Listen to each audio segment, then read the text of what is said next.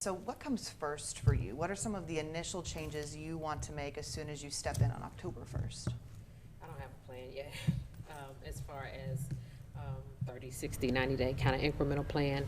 And I say that not because I haven't put a lot of thought into it. It's just because I have to do a lot of listening first to see where we are and be in respect that I'm going to be here for a period of time. It's just to provide some leadership where I can for the community and for the police department.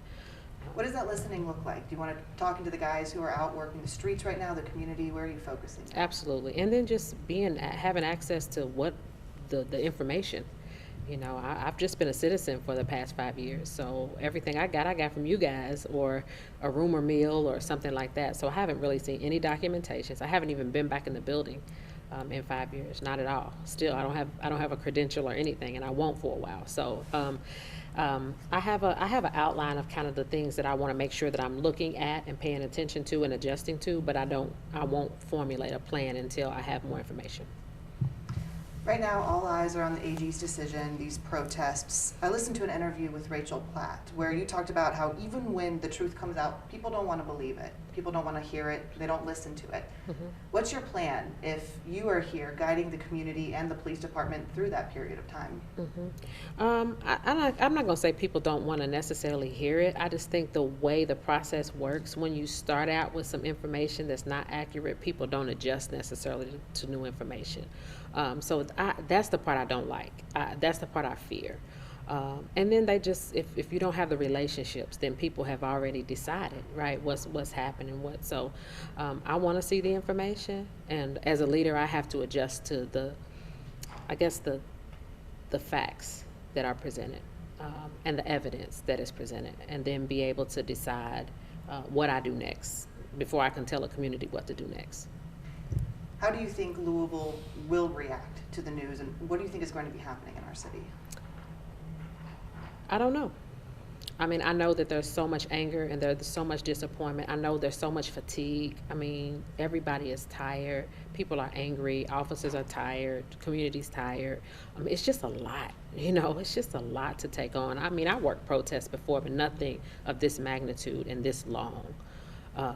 And so I worry about that. I worry about people that are just so angry, but I know how it feels to be angry when you're just screaming at the top of your lungs and people don't feel like they're listening. So I get that. They got somebody in me that's going to listen because I've experienced a lot of it. So I hope I can help through it. But I'm not here to. I was telling somebody else, I'm not a prop. You know, I'm not the black girl that you're just going to bring in here to put up, and that's not why I'm here. And I want everybody to be clear about that. And that's not why, Greg Fischer knows that's not why I'm here. That's not who I am. You've been pretty outspoken before by saying the mayor's office yields too much power. Mm-hmm. What does that look like while you are here? Are you going to try to change that, or is that a conversation you've had with him? Right. Well, I think he's ultimately responsible, right? Success, failure is his on every director out here and every appointment out here, including the chief. I would just say sometimes I remember just being an officer and people communicating on my behalf that didn't necessarily have the information. And everything that comes after it, people don't believe it. And so if you're the person that's involved in it, it's so frustrating. But sometimes the media rushes you, right? They want to answer. And I learned that from some of my mentors in law enforcement that have been in it a lot longer than me, that was like, you just got to wait till you know the answer. Because if you give an answer and it's not accurate, they don't let you go back, or you can't go back, or everything after it looks like a lie.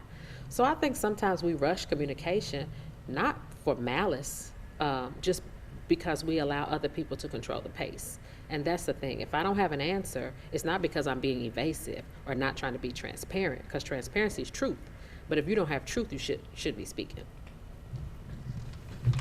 A lot of talk nationwide about defunding the police. I know you've said before, if you're going to take away money, you need to take away some of the responsibility, some of the job. Can you elaborate on that? What do you think that should look like?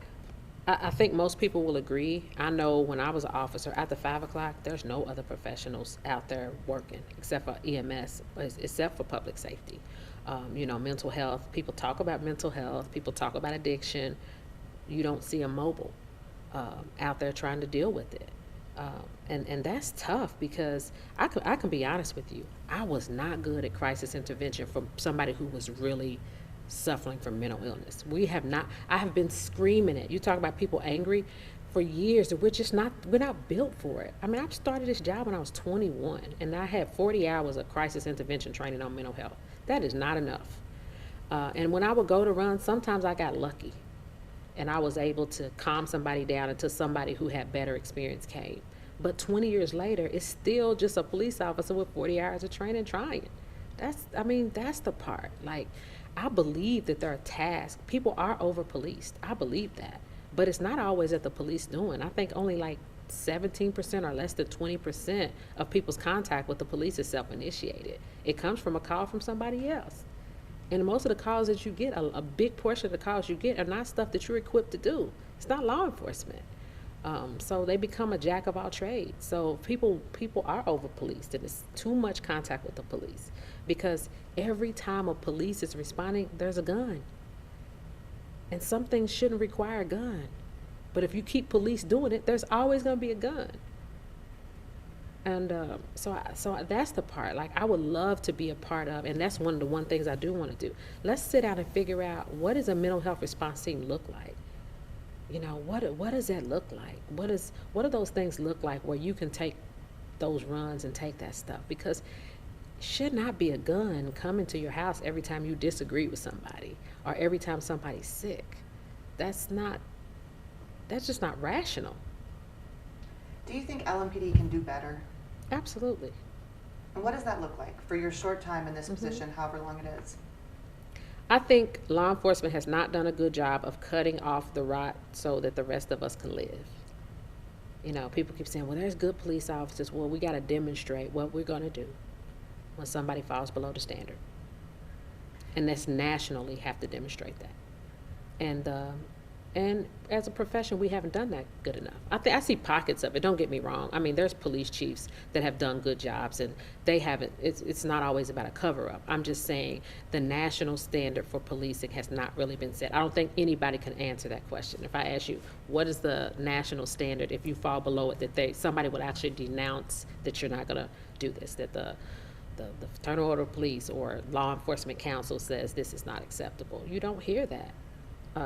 And so we gotta set the standard, make it plain, and when people fall below the standard, they gotta go so that the good officers can get out here and they can go home to their family and not have to just be in these contentious situations. Because in law enforcement, if it happens in any city, you gotta fight it, even though you don't even know the people. You know, the protests are gonna be all over. And so that's why I said it has to be a national response from law enforcement. Because no matter where the incidents happen, every local city has to deal with it. And so it has to be a national response and from law enforcement. We see a lot of talk about this outside agency coming in, doing a top-to-bottom review of LMPD, coming out with the findings, that being the answer. What's your take on that? What do you think about these outside reviews? I think they can sometimes be helpful in the right circumstances, but I don't know. I've seen so many different reviews. And I'll just say it again, like, I see a lot of people trying to put agendas together, like different, let's take this tool away, like, let's take this ordinance away, let's ban, let's ban chokeholds, let's ban this, let's ban that, and taking a lot of things off the table, which from my law enforcement experience means you move up deadly force whenever you take out intermediate. And so people don't realize the force continuum is on there. And so those things kind of scare me a little bit when so many people are involved in these things. I think they mean well, but I don't think that they realize from law enforcement terms what that means. So that kind of scares me a little bit, that you have so many people. It's gotten so political that the subject matter expert on policing is rarely even a police officer or somebody with police experience for the most part. What's your message to the community, and especially those who say that you are a prop or that you're not the right person for right now? Okay. Anybody that knows me knows that I won't do that. I will just say this: you'll get honesty from me. Transparency means truth. It doesn't mean that you're going to get I don't have lightning in a bottle. I'm not going to come in here and fix every issue. Certainly not as an interim chief, right? But I'll provide you leadership. I say stay with me when we agree or disagree. Let's stay engaged in the conversation. Let's have some true, honest conversations. Let's move forward. And just try to work together. We live in this city. I mean, I'm not a wealthy person. I can't, the reason why I want to come in here and give them time to find a good chief that wants to stay here for a while is because I got 4 sons and hopefully some grandkids at some point, 5 brothers, sisters. You know, I got family here. Like, we got 3-year-olds dying. Like, I'm not a prop. I don't do that. I mean, that's just not who I am. And finally, your message to those who see you as the first woman holding this role, who are so excited to see that tonight. And you know people are, and Right. people are going to be celebrating that. And that's the crazy thing. It doesn't feel celebratory. And that's sad because all these years, 30 years ago, I thought, oh my goodness, the first female chief, it would be great. And here I am in a suit and not a uniform with a star and a bird and all of that stuff. But I would just say, women lead different, right? We're just different. And so let's see what happens. Give me a chance. Just give me a chance. That's all I ask for.